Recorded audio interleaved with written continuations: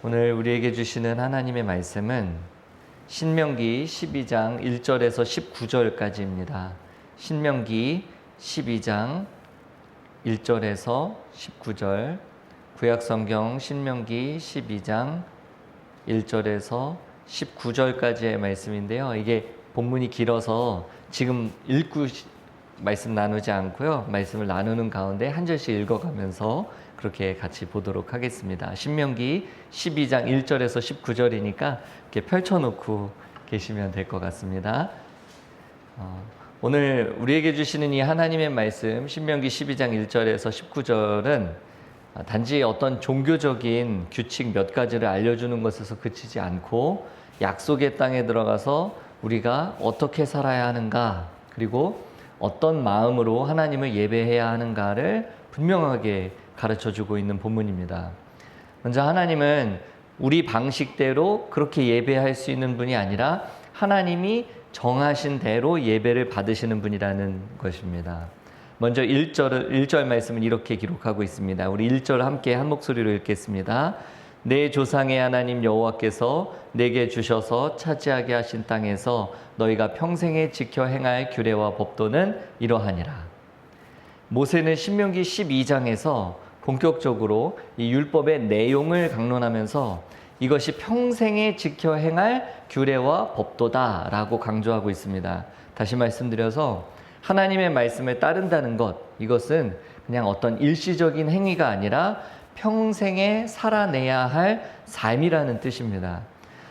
특별한 신앙생활을 위해서 특별한 신앙훈련을 받는 것도 중요하지만 더 중요한 것은 내가 직장생활을 하고 가정을 꾸리고 현실의 삶에 뿌리 내린 이 신앙의 삶을 사는 것이 훨씬 중요합니다. 우리가 청년의 때 수련회에서 큰 은혜를 체험하고 또 믿지 않는 세계 열방을 막 생각하고 기도하면 가슴이 뜨거워지는 은혜, 이건 참으로 특별합니다.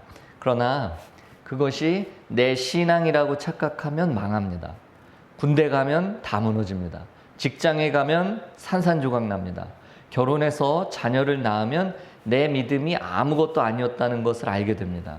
그래서 일시적인 열심과 내 열정보다 더 중요한 것은 평생의 삶으로 말씀에 반응하면서 사는 것입니다. 그래서 현실에 뿌리 내리지 않은 신앙은 신앙이 아닙니다. 이처럼 하나님의 말씀은 내 평생에 지켜야 할 규례와 법도라는 사실을 우리는 잊어서는 안 됩니다.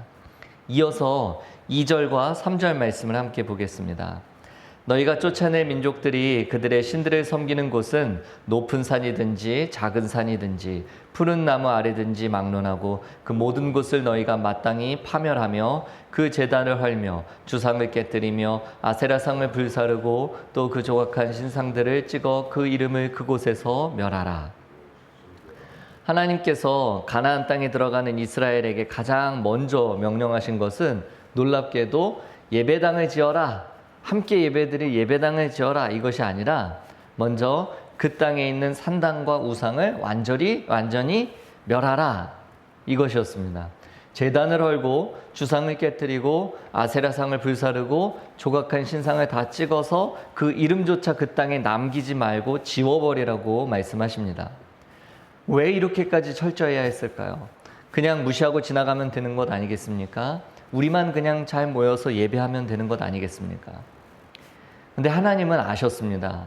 파괴되지 않은 우상은 반드시 우리 예배의 자리를 다시 넘본다는 것을요. 정리되지 않은 산당은 시간이 점점 흐르면 결국 우리를 우상 숭배로 몰아가는 통로가 된다는 것을 아셨습니다. 실제로 이스라엘의 역사를 보면 그들이 남겨두었던 이 산당들이 훗날 이 왕정시대에 다시 이스라엘을 우상숭배의 자리로 끌고 들어가는 통로가 되었습니다. 그래서 우리가 여호수아서나 혹시 사사기 그리고 열왕기를 보게 되면 그곳에서 반복해서 등장하는 표현이 있는데 산당을 제거하지 아니하였으므로 라는 말씀이 반복해서 나옵니다. 이것이 바로 그 증거입니다.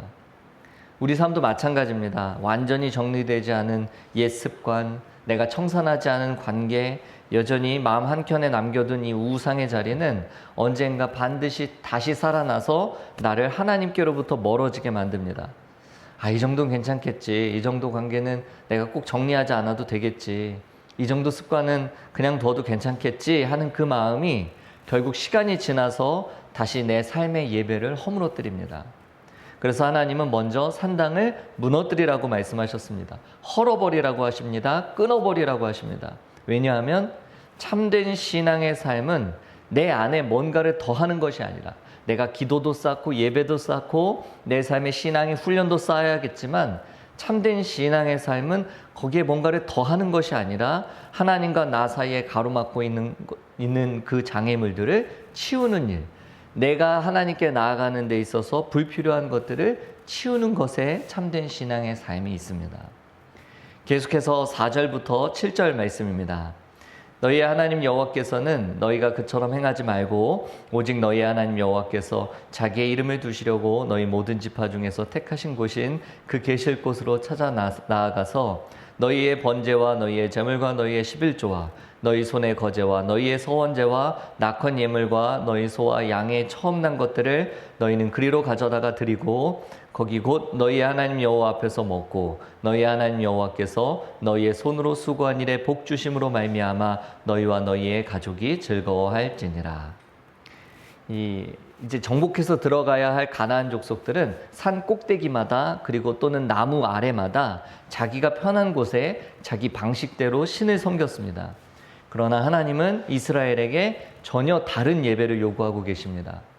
너희 모든 지파 중에서 택하신 곳, 그러니까 하나님이 정하신 단 한 곳으로 나와서 예배하라는 것입니다. 이건 단순히 어떤 장소에 대한 문제가 아닙니다. 예배의 기준이 누구에게 있는가의 문제입니다. 내가 편한 곳, 내가 은혜 받았다고 느끼는 곳, 내 마음에 맞는 방식이 아니라 하나님이 택하신 곳과 방식이 예배의 기준이 되어야 한다는 것입니다. 동시에 그 예배에는 반드시 즐거움이 있어야 한다고 말씀합니다. 그러니까 예배는 억지로 끌려가는 자리가 아니라 내 손으로 수고한 모든 일에 대해 하나님 앞에서 기뻐하는 자리이기 때문입니다. 하나님이 정하신 곳에서 하나님이 정하신 방식으로 드리는 예배에는 그래서 형식적인 의무감이 아니라 진정한 기쁨이 있습니다. 8절에서 12절 말씀도 같이 보겠습니다. 8절에서 12절입니다. 우리가 오늘 여기에서는 각기 소견대로 하였거니와 너희가 거기에서는 그렇게 하지 말지니라.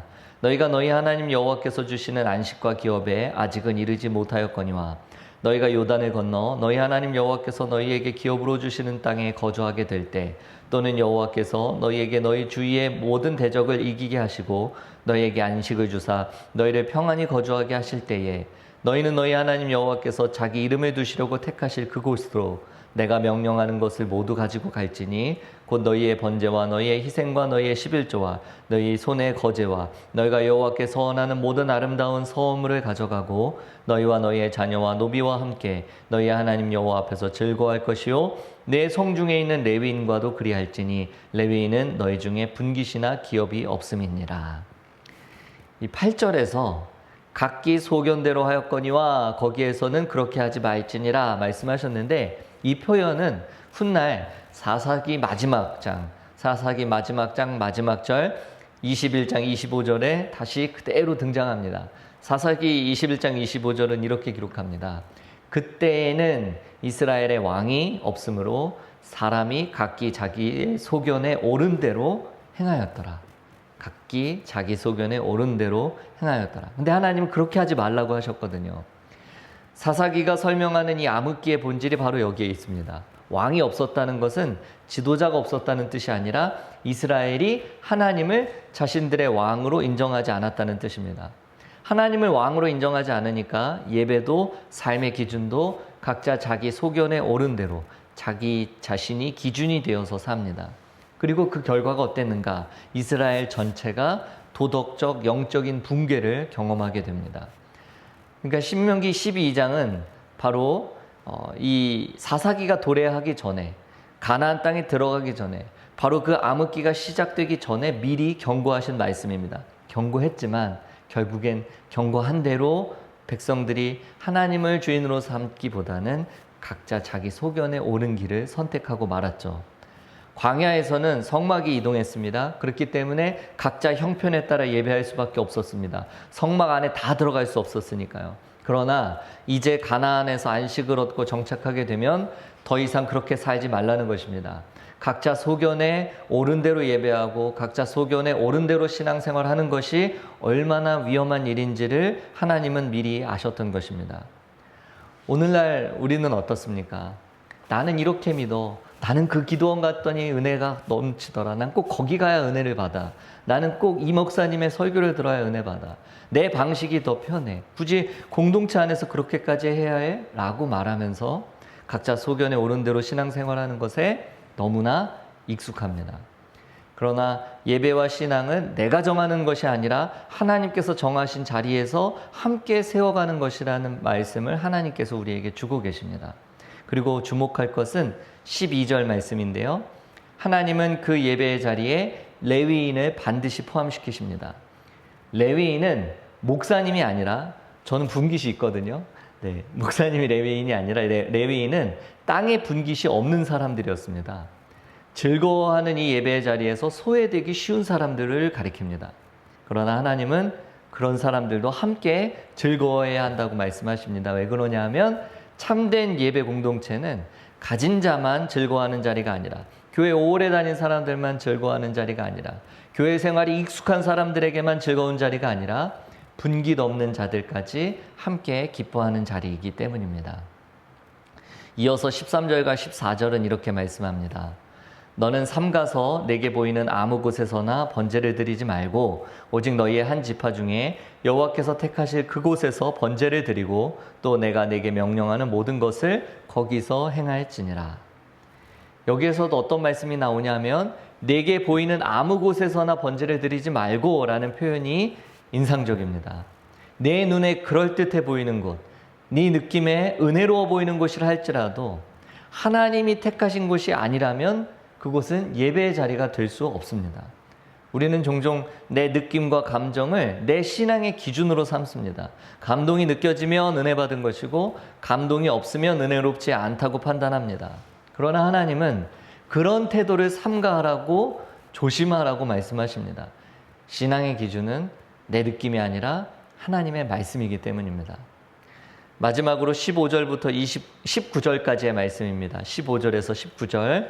그러나 내 하나님 여호와께서 내게 주신 복을 따라 각 성에서 내 마음에 원하는 대로 가축을 잡아 그 고기를 먹을 수 있나니 곧 정한 자나 부정한 자를 막론하고 노루나 사슴을 먹는 것 같이 먹으려니와 오직 그 피는 먹지 말고 물같이 땅에 쏟을 것이며 너는 곡식과 포도주와 기름의 11조와 내 소와 양의 처음 난 것과 내 서원을 갚는 예물과 내 낙헌 예물과 내 손의 거제물은 내 각 성에서 먹지 말고 오직 내 하나님 여호와께서 택하실 곳에서 내 하나님 여호와 앞에서 너는 내 자녀와 노비와 성중에 거주하는 레위인과 함께 그것을 먹고 또 내 손으로 수고한 모든 일로 말미암아 내 하나님 여호와 앞에서 즐거워하되 너는 삼가 내 땅에 거주하는 동안에 레위인을 저버리지 말지니라.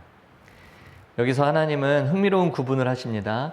일상적으로 고기를 먹는 것은 그냥 각 성에서 마음에 원하는 대로 자유롭게 하라고 말씀하십니다. 그러나 하나님께 드리는 제물, 곧 11조와 서원제와 낙헌 예물은 반드시 택하신 곳에서만 드리라고 말씀하십니다. 이것은 우리의 삶 전체를 예배당 안에만 가더라 이런 말씀이 아닙니다. 오히려 그 반대입니다. 일상은 일상대로 살면서 하나님이 주신 복을 자유롭게 감사하게 우리가 일상에서 누리되 하나님께 드리는 예배와 헌신만큼은 결코 내 마음대로, 내 편한 대로, 내 임의로 드리지 말라는 뜻입니다. 따라서 일상의 자유와 예배의 거룩한 구별, 이 둘은 결코 충돌하지 않습니다. 하나님 그럼 우리 맨날 교회에서만 살라는 이야기인가요? 그런 의미가 전혀 아닙니다. 오히려 우리의 예배가 바로 서 있을 때 바로 그곳에 일상의 참 자유도 있습니다. 여러분, 우리의 예배가 바로 서지 않으면 내 일상은 바로 서지 않습니다. 신앙인은 그렇습니다. 그리스도인이라면 마땅히 그렇습니다. 그래서 예배의 삶이 바로 세워질 때 그곳에 일상에 참된 자유도 있음을 기억해야 합니다. 그리고 이 본문은 다시 한번 레위인을 언급하면서 끝냈습니다. 레위인을 저버리지 말지니라. 우리의 예배가 회복되고 삶의 자유와 기쁨이 넘치는 그 자리에 하나님이 마지막으로 당부하시는 것은 결국 공동체 안에 약한 사람, 분기 넘는 사람을 잊지 말라는 것입니다. 참된 예배는 언제나 우리의 나눔으로 이어집니다. 내가 누리는 자유와 복이 내 것, 내 소유, 나만의 것이 아니라 함께 예배하는 공동체 전체의 것임을 잊지 않는 것. 그것이 바로 하나님이 원하시는 예배의 완성입니다. 교회 안에 와서 예배 드릴 때 나만 있었는데, 내가 중심이었는데, 그런 내가 모두를 생각하게 되는 것, 모두와 함께 예배 드리게 되는 것, 이것이 참된 예배 공동체입니다. 따라서 여러분, 오늘 새벽에 우리가 드려야 할 기도는 분명합니다. 주님, 내 안에 우상의 제단을 허물어 주십시오. 주님, 내 방식대로 하나님을 모시려던 그 교만을 꺾어 주십시오. 내 소견대로 살던 습관을 버리게 해주십시오. 하나님께서 택하신 자리에서 기쁨으로 예배하게 하여 주옵소서. 우리 가정과 교회가 함께 즐거워하는 예배 공동체가 되게 하여 주옵소서. 그래서 교회 안에는 누가 가장 크게 중심이 되어야 하는가, 주인공이 되어야 하는가? 가장 약한 사람, 가장 아픈 사람, 가장 어려운 사람, 가장 문제가 심각한 사람이 사실은 교회 안에 가장 주인공이 되어야 마땅합니다. 이 새벽 우리 삶의 우상을 완전히 헐어내고 하나님이 택하신 자리에서 하나님이 기뻐하시는 방식으로 공동체와 함께 즐거워하며 예배하는 은혜가 있기를 간절히 소원합니다. 기도드리겠습니다. 하나님 아버지, 오늘 말씀해 주셔서 감사드립니다. 우리 안에 여전히 남아있는 우상의 제단을 보게 하시니 감사합니다. 우리가 얼마나 쉽게 자기 소견대로 살고 자기 편함대로 예배하고 또 자기 기준으로 하나님을 대했는지 돌아보게 하시니 감사드립니다. 주님, 우리 마음에 있는 우상의 제단을 헐어 주옵소서. 돈의 제단, 성공의 제단, 인정의 제단, 자기 만족의 제단을 무너뜨려 주시고 하나님이 기뻐하시는 자리로 우리를 부르셔서 하나님이 택하신 곳에서 기쁨으로 예배하게 하여 주옵소서. 우리의 예배가 형식이 아니라 순종이 되게 하시고 의무가 아니라 기쁨이 되게 하시며 개인의 취향이 아니라 하나님의 임재를 사모하는 자리가 되게 하여 주옵소서. 우리 가정이 함께 기뻐하는 믿음의 집이 되게 하시고 우리 교회가 함께 하나님 앞에서 즐거워하는 거룩한 공동체 되게 하여 주옵소서. 특별히 분기시 없는 레위인과 같은 이들을 잊지 않게 하시고 함께 은혜를 나누는 예배의 삶을 살게 하여 주옵소서. 오늘도 우리를 예배 생명의 길로 인도하시는 예수 그리스도의 이름으로 기도드립니다. 아멘.